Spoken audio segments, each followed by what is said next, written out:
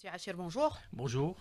Soutien et encouragement de l'investissement. Le président de la République garde les portes ouvertes devant les opérateurs économiques pour les déconcertations. Le CREA annonce une nouvelle rencontre avec le chef de l'État, la deuxième du genre après celle qui s'est tenue en 2023. Elle se tiendra donc très prochainement. C'est l'occasion de faire le point, de revenir sur ces réformes lancées donc ces dernières années. Aujourd'hui, est-ce que nous commençons à voir les premiers résultats, Monsieur Hachir? Oui, je pense qu'il y a eu déjà des résultats sur le terrain en matière de relance de l'investissement productif et d'encouragement de la création d'entreprises surtout. Donc les résultats, on peut les relever d'abord dans l'amélioration notable et même un changement très audacieux en matière de la réglementation des institutions et du cadre juridique régissant l'investissement avec la loi 22-18 relative à l'investissement ainsi que d'autres lois. Donc je pense qu'il y a aussi un dialogue qui a été instauré par le président de la République. Et cette proximité et ce dialogue permanent permet justement de diagnostiquer les problèmes et de faire en quelque sorte un diagnostic stratégique pour pouvoir justement apporter des solutions pertinentes aux problèmes posés par les opérateurs économiques et l'investissement en général. Donc ce dialogue permanent et cette proximité entre les hautes autorités de l'État et les investisseurs ou les opérateurs économiques va en quelque sorte créer un effet très positif et ça va booster l'investissement parce que l'investissement dépend fondamentalement de la confiance que présentent les investisseurs, que ce soit nationaux et étrangers, à l'égard du cadre de l'investissement ou de l'environnement de l'investissement. Donc il y a des améliorations, il y a des résultats aussi. On a remarqué quand même une dynamique dans plusieurs secteurs d'activité, que ce soit l'agriculture, la relance de l'industrie aussi et la relance des activités de sous-traitance. Donc tout ça montre que l'Algérie est sur la bonne voie en matière de diversification de l'économie, mais il reste encore beaucoup de choses à faire sur le terrain. Pour consolider donc la souveraineté économique du pays, Monsieur Hachir, vous dites qu'il reste beaucoup de choses à faire. On a vu ces dernières années, donc avec toutes les réformes qui ont été lancées, vous venez de le dire, il reste certaines problématiques qui demeurent posées, qui freinent quelque part l'investissement. La première et qui revient depuis toujours finalement, c'est celle du foncier.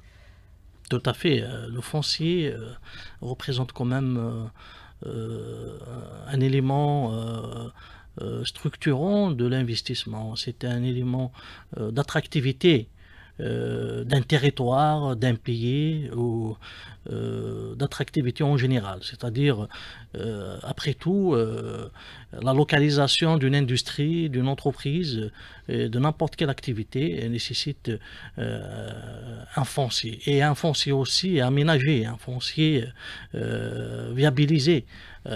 Pas dans n'importe quel endroit. C'est-à-dire, quand on parle de la viabilisation, on parle de l'avantage que présente aussi cette localisation. Plusieurs avantages. Donc, c'est vrai que la loi 22-18 a apporté des avantages très très intéressants en matière fiscaux, parafiscaux, etc. Et même, il y a des bonifications aussi des taux d'intérêt. Mais en matière de foncier et d'aménagement du foncier, donc il faut faire un effort considérable. Surtout, il faut y aller vers une approche intégrée de l'aménagement du territoire et des pôles de compétitivité. Donc il ne faut pas rester seulement dans l'aménagement ou bien la viabilisation de certaines zones industrielles sans pour autant les inscrire dans un cadre d'aménagement de pôles de compétitivité et des pôles spécialisés, pourquoi pas. Quand on parle de ça, on est dans la logique d'organisation industrielle et de politique industrielle qui vise justement à créer des spécialisations, pourquoi pas dans chaque territoire, dans chaque wilaya, et des spécialisations de pôles dans plusieurs branches d'activités industrielles, et bien sûr les organiser en clusters. c'est-à-dire avec des réseaux de complémentarité, des proximités avec des institutions de recherche, des universités, des sous-traitants et toute la chaîne de valeur qui rentre dans la production. Donc voilà un peu la stratégie qu'il faudrait encourager davantage. Donc c'est l'aménagement des pôles de compétitivité et bien sûr y aller rapidement dans cette résolution du problème du foncier, surtout en matière juridique et en matière d'accès au foncier. Il faut faciliter davantage l'accès au foncier et donner un foncier aussi aménagé, pourquoi pas penser carrément à aménager des zones industrielles, c'est-à-dire même construire, disons, des locaux, construire des hangars carrément, et c'est-à-dire les louer, pourquoi pas, pour des opérateurs économiques. Alors, aller vers des pôles donc industriels, aller vers des pôles économiques, donc selon les spécificités de certains territoires, c'est ce qui est prévu dans les statuts, dans la loi.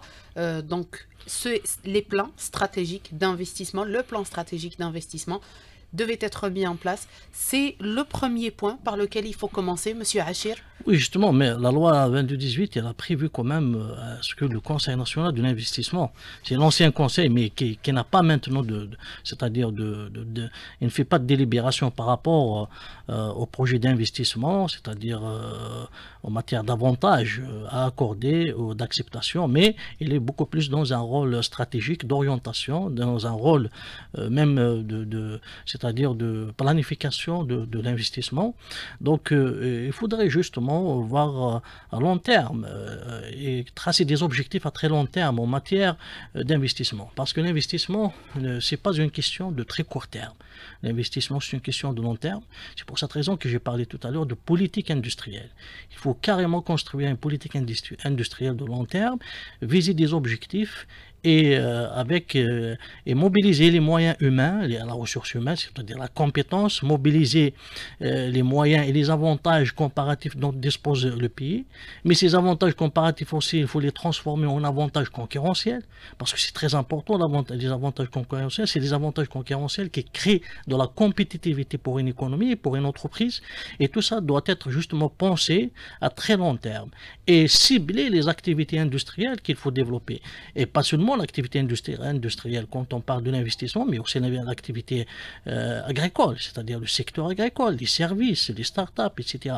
Donc, les TIC, c'est maintenant le secteur, c'est-à-dire le créateur de valeur ajoutée par excellence, c'est le secteur des TIC. Et les nouvelles technologies d'information et de communication, les énergies renouvelables aussi. Donc, c'est-à-dire tous ces secteurs, il faut les planifier. Il faut une planification stratégique. Il faut tracer des objectifs à court, moyen et long terme surtout. Et à partir de là, il faut travailler justement par concrétisation d'objectifs et par canevas. Il faut construire des canevas, une politique de canevas, et une politique de résultats et d'évaluation permanente aussi. Donc voilà un peu c'est-à-dire les perspectives de l'économie. En tout cas, maintenant, on a mis en place déjà un cadre juridique assez intéressant, mais aussi une loi bancaire intéressante. Donc, il y a une loi sur le foncier économique aussi, qui libère davantage l'attribution du foncier. Et il y a cette institution, l'API aussi, qui est là pour justement accompagner les investisseurs et accorder les avantages nécessaires. Mais il faut penser au-delà des avantages comparatifs. C'est-à-dire, il n'y a pas que le territoire, il n'y a pas que les énergies à bon prix, il n'y a pas que la main-d'œuvre à bon prix, mais penser comment construire des avantages comparatifs, et des avantages plutôt concurrentiels et compétitifs qui vont garantir des gains de productivité pour l'entreprise. Et c'est ça le facteur d'attractivité, surtout des IDE, des investissements directs étrangers. Alors justement, Monsieur Achir, vous parlez aujourd'hui donc de toutes ces réformes qui ont été menées, notamment les nouvelles lois qui ont été mises en place. Est-ce que finalement aujourd'hui, on peine à les traduire, à les mettre en place, à concrétiser sur terrain, notamment on a évoqué celle du foncier, et est-ce qu'on doit tout d'abord mettre une vision claire, vous l'avez dit, à court, moyen et long terme, pour accompagner toutes ces réformes? Oui, mais la vision, c'est-à-dire la vision, il faut la matérialiser dans un plan stratégique de très long terme. La volonté politique, il est là. Les orientations du président de la République sont claires. Donc il y a une vision des autorités, et surtout du président de la République, qui rappelle toujours la nécessité de diversifier l'économie algérienne et de faire sortir cette économie de cette dépendance vis-à-vis des hydrocarbures. Donc maintenant, sur le terrain, il y a quelques résistances, il faut dire, hein, c'est-à-dire parce que c'est une question transversale, c'est une question qui touche à plusieurs secteurs. Donc il y a quand même la question de la gouvernance institutionnelle aussi qu'il faut régler. Donc nous sommes dans un processus certes d'amélioration de la gouvernance et de la numérisation surtout, de la digitalisation, de la lutte contre la bureaucratie. Et la volonté politique qui est affichée, elle est claire. Il est déterminé à libérer l'acte d'investir. Donc c'est très clair. Maintenant, il y a un passé aussi qui est un peu lourd. Donc pour sortir de ce passé qui a été orienté davantage vers une économie extractive des ressources naturelles, c'est les hydrocarbures, et une économie qui est orientée vers l'importation et la spéculation, davantage la spéculation. Donc il faut y aller progressivement vers une économie de production. Donc c'est toute une culture de production qu'il faut instituer dans notre pays. Et cette culture de production, donc c'est la culture d'entreprise. Que ce soit pour l'entreprise publique ou privée, c'est la même chose. C'est la commercialité qui doit gouverner, qui doit structurer l'action de ces entreprises.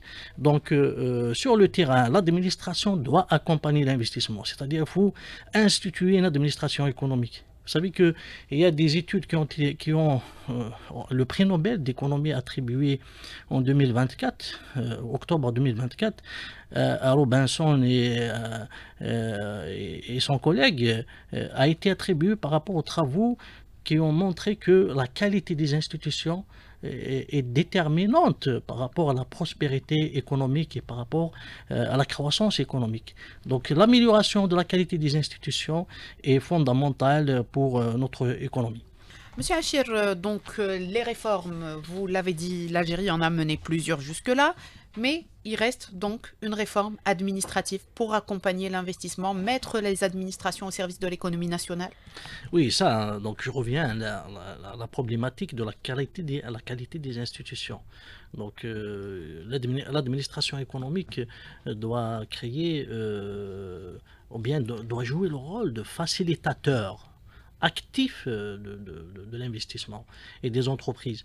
C'est vrai qu'il y a eu des réformes avec le guichet unique de l'Agence algérienne de la promotion de l'investissement. Donc il y a une tendance quand même à simplifier les choses et une tendance aussi à gagner beaucoup de temps en termes de concrétisation des investissements sur le terrain. Mais tout de même, il y a toujours des signatures, c'est-à-dire de l'administration, c'est-à-dire il y a plusieurs organismes qui interviennent dans cet acte, indirectement bien entendu, parce que vous savez que l'autorisation d'exploitation et le permis de construire reste toujours un peu, c'est-à-dire un parcours d'un combattant, surtout dans certaines régions. Donc il faudrait penser toujours comment faciliter davantage ces autorisations, ces différentes signatures. C'est vrai qu'il y a en parallèle un travail qui se fait, notamment la digitalisation, la numérisation de l'administration. Il faut l'accompagner, cette administration, il faut la professionnaliser davantage, l'accompagner de moyens humains aussi, la formation, mais aussi de moyens matériels, avec des équipements, c'est-à-dire de digitalisation. Et ça nécessite la formation aussi. Donc je pense les choses sont, c'est-à-dire nous sommes sur la bonne voie en tout cas, du moment qu'il y a une prise de conscience par rapport à la nécessité de réformer cette administration économique et de créer des institutions de qualité, de lutter contre toutes les formes de corruption aussi, et de rendre le climat de l'investissement transparent et avec une certaine équité et un accès libre à l'investissement sans exclusivité. Donc ça nous permet d'améliorer davantage le climat de l'investissement de l'Algérie et d'attirer des investissements directs étrangers. Justement, attirer les investissements directs étrangers, c'est profiter également de cette conjoncture qui peut être favorable en Algérie. Certaines études, certains cabinets parlent de récession en Europe, parlent de conjoncture favorable pour certains pays tels que l'Algérie. Est-ce que c'est vraiment le cas, Monsieur Achir? Oui, vous savez que même la crise peut être une opportunité. Mais il faut savoir justement tirer profit de ces opportunités. Comment transformer les crises en opportunités? Comme on dit actuellement, et on est en pleine guerre commerciale dans le monde. Vous savez, la directrice de l'OMC a prévu quand même effectivement une récession économique, surtout qui va toucher certaines puissances économiques, les premières puissances économiques, si cette guerre commerciale persiste avec une chute de 7% du PIB réel. Donc c'est énorme et ça va y avoir toute une reconfiguration de ce qu'on appelle les chaînes de valeur mondiales. C'est-à-dire il y aura des raccourcissements de chaînes de valeur, il y aura peut-être même un repli de ces chaînes dans certaines régions comme l'Europe, l'Asie du Sud, etc. Donc tout ça à la fois constitue bien sûr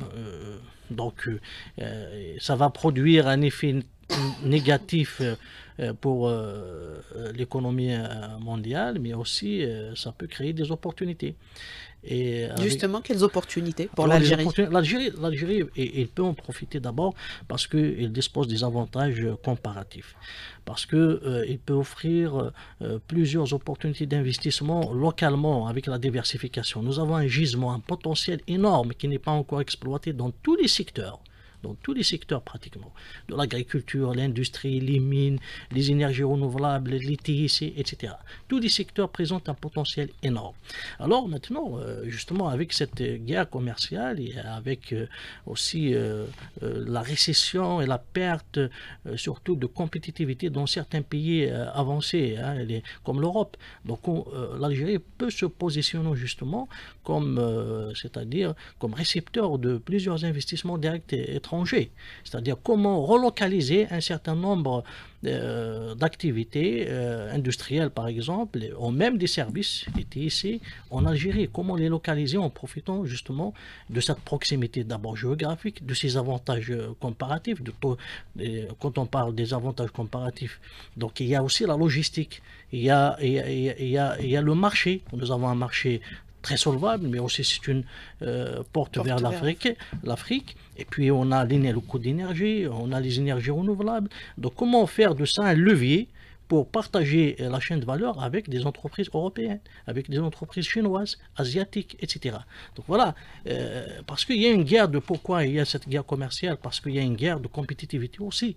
Parce qu'il y a des déficits et parce qu'il y a une perte dans les chaînes de valeur. Donc, toutes les entreprises cherchent justement avec un rapport commercial, c'est-à-dire avec toute la rationalité, comment gagner des gains de productivité. Donc l'Algérie est là tout un potentiel à offrir et la relocalisation de certaines activités en Algérie est très possible dans plusieurs branches d'activité.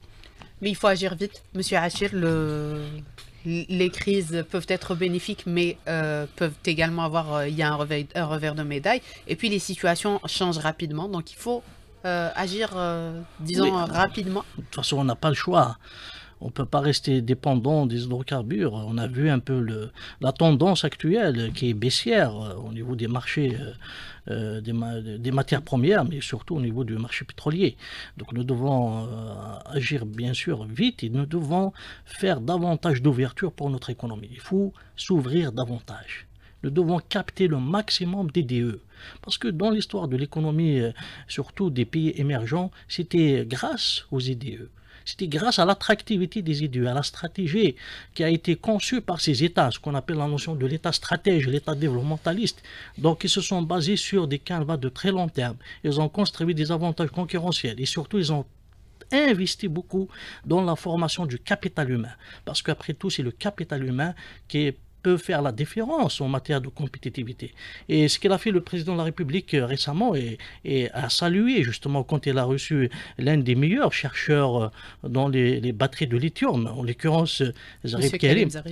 Donc ça, c'est un avantage concurrentiel parce qu'on peut avoir un avantage comparatif à être doté et nanti de ressources minières, de ressources de terres rares, etc., d'énergie.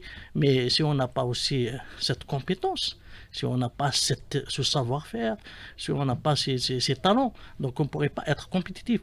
Donc cette stratégie doit s'orienter justement davantage vers pourquoi d'abord il faut maintenir notre compétence, parce que l'investissement dans la formation, dans l'innovation, créer un système d'innovation domestique national et avec la ressource nationale, donc maintenir nos diplômes universitaires, donc plusieurs filières surtout techniques, mais aussi pourquoi pas créer les conditions pour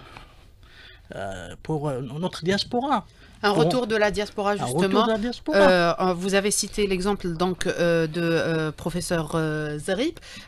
Donc aujourd'hui, est-ce qu'on doit mettre des mécanismes? Nous avons plusieurs autres chercheurs, plusieurs compétences qui sont à l'étranger et qui font bénéficier plusieurs pays de leur savoir. Est-ce qu'il faut mettre en place justement des mécanismes, Monsieur Achir, pour leur permettre de servir leur pays? Justement, le monde n'est pas seulement dans la guerre commerciale ou la guerre de contrôle des ressources, il est aussi dans la guerre des talents.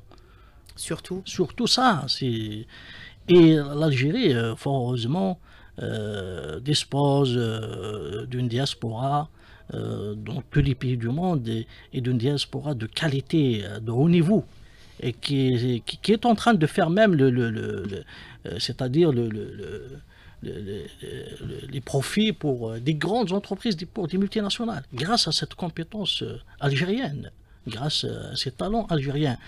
Donc il faudrait justement avoir une politique d'attractivité.